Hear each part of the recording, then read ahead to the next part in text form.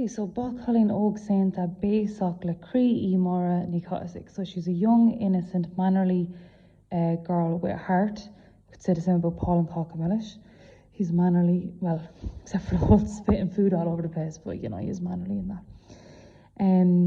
Yeah, agus Cumalesh and Sucky go will she og Christil no saying that. But society doesn't care that she's young, Christian and naive. Rinne she butun biu gawan agus trishin ni ector he marina. No few count the fashti day. So she's not seen as a person or even as one of God's children. You can leave out that bit if you want.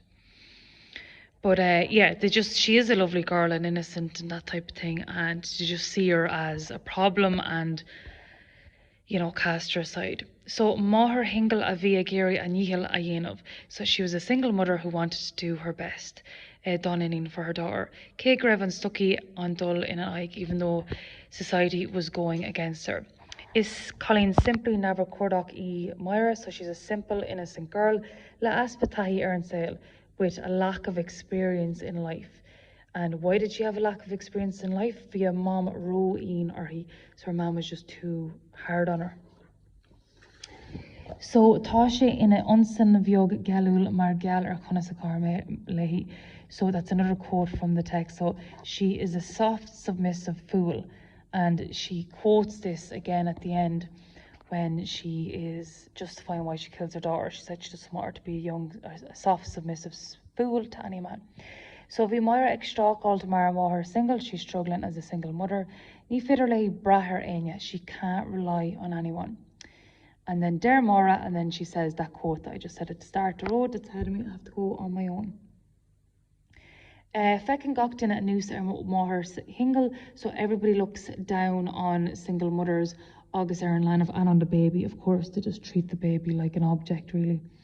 Agus nor hitting on Taras on a noose, ni sweening in dinner and Lanov a haval. So that's where we need that detail. You know, we can't just say they don't care about the baby. How do we know this? So the most horrific thing was, well, the mother trying to abort the baby, first of all, shows very lack of care for it. But when the apartment falls down, nobody even thinks of saving the baby. They completely forget about the baby, apparently, which is horrific. So Feckamid Knockwill more on true effect all the cause and Colleen Og, we see that there's not a lot of pity to be seen in the case of the young girl.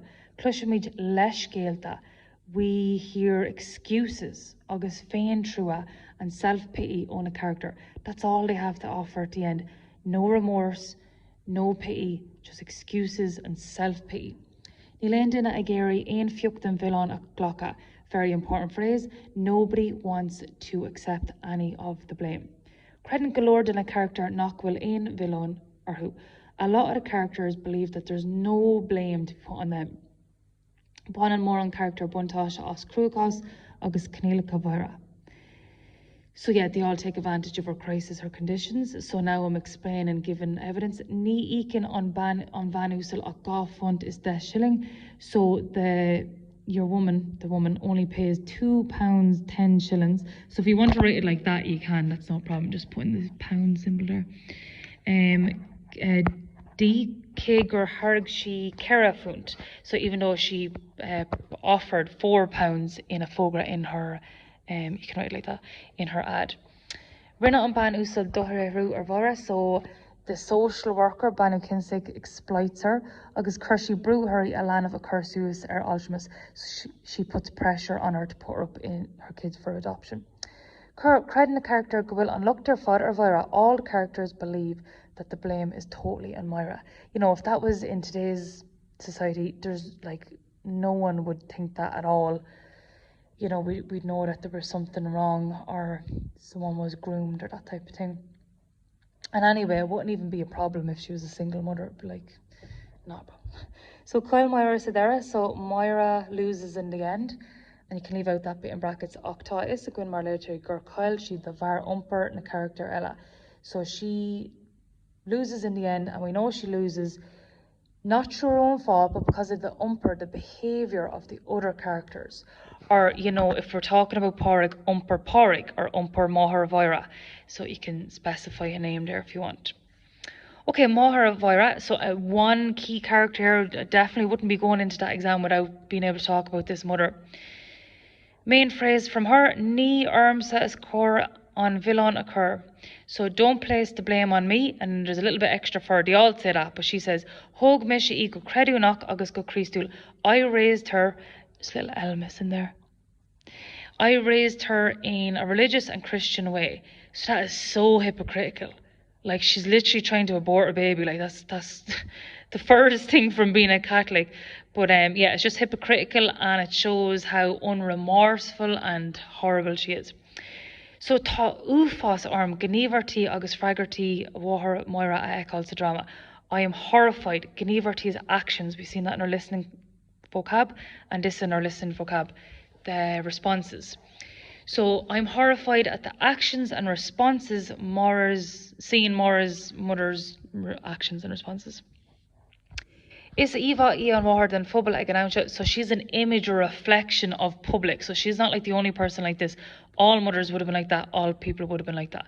If she'd her fought ag liganter who find, they're all pretending. And you can use pretending when we're talking about Porg as well, because he pretends a lot of things. Gorev she'd crawfach that they're religious agus Christul. Och nor hagan on crew Aaron Tarnat. That means when how can I word this in a nice way?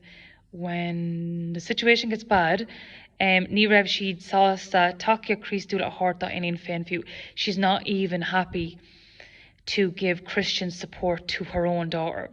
Is dinna fiminach mihrograp mi Christul u. So she's hypocritical, uncharitable and unchristian. Mar van catalog becarti gra takiok chor agus tishkent aleru inaim on garter. So as a Catholic woman, she should show love, support, guidance and understanding in her time of need.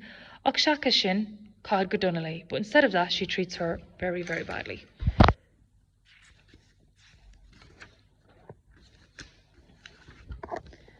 Okay, so Ní armsa is core on Milan occur. Yes, I could write that quote before. So it's Cuma lehi fuin meawrhanta no mahukan Vaira. I think I literally took that phrase directly from the Harlema book notes, but she doesn't care about her mental health or her emotions. So Tashi borha fui torum the gorson, agus on féin va. She's worried about the opinions of the neighbours, like everyone in the story, in the drama, and self-image. Tugan she baha agus boher da inin mar coded derha na gorsa, and her quote there, what would the neighbours say?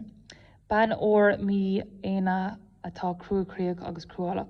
So we could say the exact same for the woman in Cockamillish. She's a cold, inhumane, so Dini and Dina's people, so inhumane woman who is cruel, hard and cruel.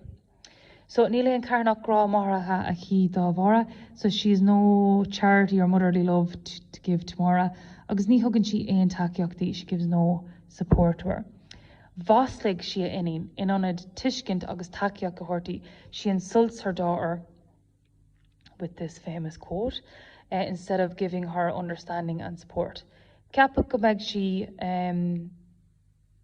you can scribble it out the she or the Maharmara.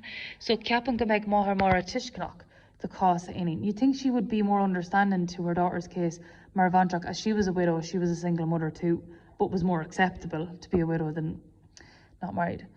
So this is her insulting her. I probably should have put the quote here, but August Malak de anus urtsa a streebok. So, and curse of God on you, you prostitute. So just if she knew her daughter, she'd know that's not the case at all. But like even Molly realizes that Maura's, quite timid and that. So hig she gur Colleen Saint E, Akis Kamalahi Finka. So she does get that she's an innocent girl and that, but she doesn't care about how this happened. She only cares about that happened and it's ruining her reputation. Moulin, so that's to mold, that's important for Harlem a book. Moulin agus usad and she'd fuckle day da nusad fain. This is how she's hypocritical as well. She molds and uses the word of God, the Bible, for her own use. Danan, this is the worst example, well the best example, but the worst thing the mother does, in my opinion. Danan a mahar irakt an gin avaru, so to kill the baby. And she says, Neil ein faka dera a curla rud navglan. It's no sin to put an end to kill an unclean thing. Rud avi malaha egdia ags egdina. something that's cursed by God and by people. But what lay smocked a cur of ours, she wants to control Moira.